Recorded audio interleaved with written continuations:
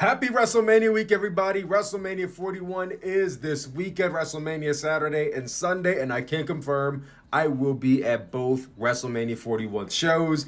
Let's get into my predictions for WrestleMania Saturday, aka WrestleMania 41, Night 1. WWE has announced 13 matches official for WrestleMania 41 as of Tuesday. Let's get into the 7 that will be happening on WrestleMania Saturday. Starting off with the War Raiders defending their WWE World Tag Team Championships against the New Day. I'll be honest, I don't think this was a big enough story to warrant it being on the WrestleMania card over Motor City Machine Guns versus the Street Profits. And while that match doesn't have like this grand story, the SmackDown Tag Division has actually been like cooking. There's been a competitive nature to that tag division with Motor City Machine Guns and DIY and the Street Profits and Pretty Deadly and Austin Theory and Grayson Waller. Like, it's been competitive. They've been actually moving over there. The New Day have been stuck in this endless loop with LWO for what seemed like forever, and they finally got out of it and went into this mini feud with the War Raiders. Plus, I say the New Day has definitely cooled off a lot since that segment they had with Big E back in November. Segment feels like forever ago because WWE stifled the momentum of the New Day by keeping them off TV for like some weeks before actually bringing them on. When they came back to TV, all they did was a cheap heel stick and feud with the LWO. Like, who cares? The story seemed like it was building something between these three men, potentially maybe a triple threat for WrestleMania if Big E was healthy, or maybe Big E teaming with somebody. It seemed like they were going to circle back to some point to this segment, and there has been no hint, no drop, no seed plant, nothing has come of this segment, it seems like. Aside from an official New Day heel turn, which, all in all, didn't need this segment for that to happen. So I sincerely hope that when we get to WrestleMania, that they actually do circle back to that moment and Big E gets involved and helps the War Raiders win. So at least that way, it seemed like this heel turn happened for something. Because otherwise, and I said this months ago when they first turned heel that it didn't need to happen, I'll say it again. They didn't need to turn heel. They didn't need to break up with Big E. They didn't need to turn on him. And this whole run they've been on has been proof of that. Hopefully at this show, they will show that, okay, maybe it would lead to something at the end of the day. But if Big E doesn't interfere, then I don't know. My prediction will likely be wrong, but I'm going to stick with it. My prediction is that Big E comes out to assist the War Raiders in retaining their World Tag Team Championships. If I'm wrong, I won't be too disappointed, but damn it, I hope I'm right. Also on the card, Rey Mysterio versus El Grande Americano. What a shame that Chad Gable yet again has not been booked on the WrestleMania card. We absolutely hate to see it.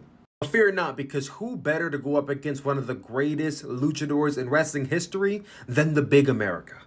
The great America. I think Grande means great, but it could mean one of the two. I've gotten some slack before for saying that this is like, you know, the bathroom break match, but like, you do have to find somewhere to use the bathroom, and I mean, like, it's not Chad Gable, so. On a real note, though, I don't really feel like I have a place to really say if this gimmick offends me or not, because I'm not the demographic that should or shouldn't be offended by it, I feel like. Which I saw a lot of discourse for this, like, when it first came. I seen it dying down a little bit less now, probably because, you know, they remember that Chad Gable actually can wrestle. I think it's nothing more than a funny gag gimmick that they gave to Chad Gable, much like they gave Mr. America to Hulk Hogan back in the day.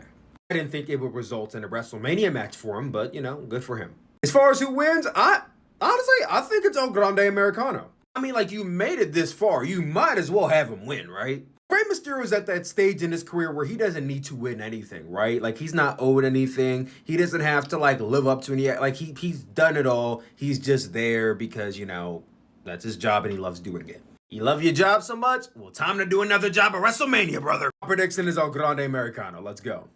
Cargill versus Naomi will be the first women's singles match in WrestleMania history to take place without a title.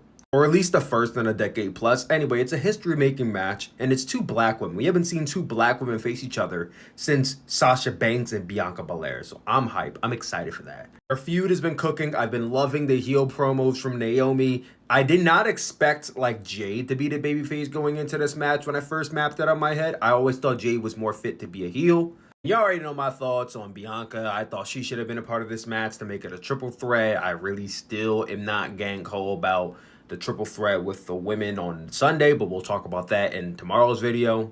What I'm thinking is whoever wins here should be in line to go up against whoever wins between Charlotte and Tiffany. You know, that should be maybe the Backlash opponent. That's what I'm saying. Or maybe somewhere down the line, because I don't necessarily think this is going to be a one-off match. I think this could be a double or multi-PLE match between these two women. And if that's the case, then my prediction is that Naomi's going to get the win at WrestleMania.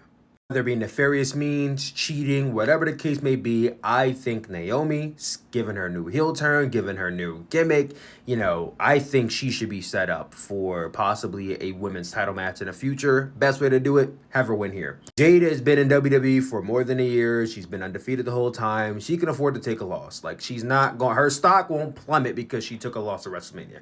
She'll be fine. Naomi's going to take this one. LA Knight will be defending his United States Championship against Jacob Fatu.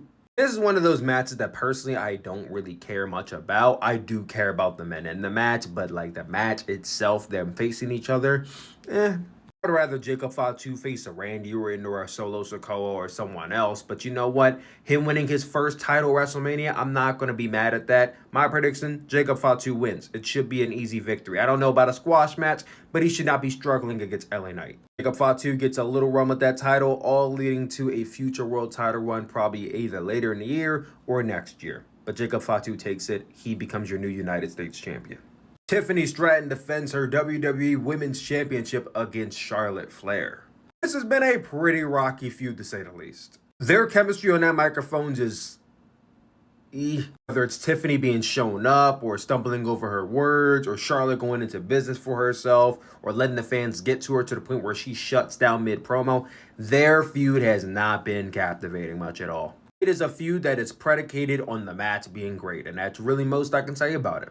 I think the match will be great. I hope they'll be great. I hope they can work together. But I guess we'll see at Showtime.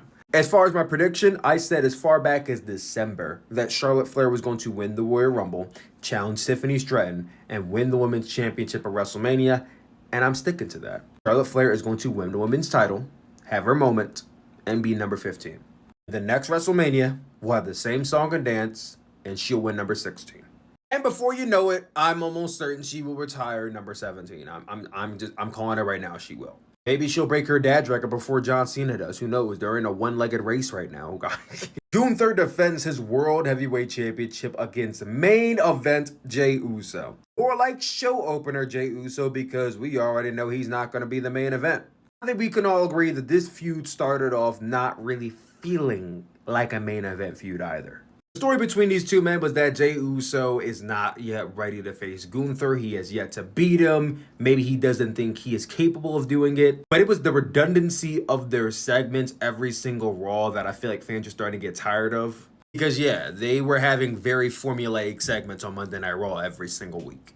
The last few weeks, we've seen the involvement of Jimmy Uso, which has breathed new life into this feud going into WrestleMania. Especially when Jimmy Uso slapped Gunther in the face, and then the following week, Gunther made an example out of him, getting Jey Uso to the ring where he beat Jimmy Uso into a bloody, senseless pulp, rubbing the blood on it. Like, it was crazy. It was a crazy visual. This feud is definitely picked up in the latter half, much like another main event feud we're going to talk about in the next video. But it was safe to say it then when he won the Royal Rumble, and it's safe to say it now. Jey Uso for sure is going to walk out the new World Heavyweight Champion. I would be shocked and maybe even appalled if Gunther won this match. After everything Jey went through, winning the Royal Rumble, the thing with his brother, if he goes through all that and loses in like some Cody Rhodes, Roman Reigns, WrestleMania 39 type shit, I would be abhorrently disgusted. This is not a match that requires more adversity. Jey Uso wins. That's the end of that. In the main event, Roman Reigns versus CM Punk versus Seth freaking Rollins with what I'm calling custody of Paul Heyman. Heyman owes CM Punk a favor. He owes Seth Rollins a favor. Hell, he owes me a fucking favor too. The fact that this storyline has no title, so Paul Heyman became the centerpiece of it, is like both cool and funny at the same time. That being said, I largely enjoyed this feud, even if it seemed like the blueprint of it has been followed through and through the same week for the last like 3 weeks. One man comes out after the other, talks, and then it ends in a brawl. It's been kind of the same thing. That being said, who wins is a tough one to guess. Streets have been saying Seth Rollins, and you know what? After some convincing and seeing how the last few weeks have played out, I think Seth Rollins does walk out the winner. And he walks out as a new Paul Heyman guy. WrestleMania Sunday predictions drop tomorrow. See you there.